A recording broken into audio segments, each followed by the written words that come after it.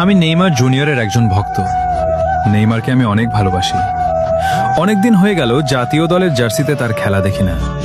হলুদ জার্সি গায়ে তার সেই ড্রিবলিং, তার সেই ম্যাজিক আজও খুব মনে পড়ে।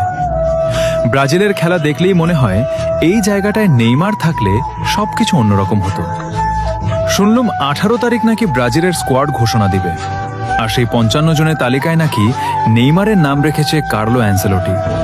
কিন্তু জানি না সেই তালিকা থেকে নেইমার জাতীয় দলে ডাক পাবে কিনা। তবে একটা কথা নিশ্চিত, সেদিন রাতে কোটি কোটি নেইমার ভক্ত ফোনের দিকে তাকিয়ে থাকবে শুধু একটা খবর দেখার জন্য, নেইমার কি আবার জাতীয় দলে ফিরবে। হয়তো সেদিন রাতে হাসি মুখে ঘুমিয়ে যাব, আর যদি না হয় হয়তো কান্না করতে করতে রাতটা পার করে দেব। কারণ নেইমার শুধু একজন খেলোয়াড় না, সে আমাদের অনুভূতি। তবে আমার বিশ্বাস নেইমার ফিরবে, আবার হলুদ জার্সি গায়ে মাঠে নামবে, আবার সেই পুরনো জাদু দেখাবে।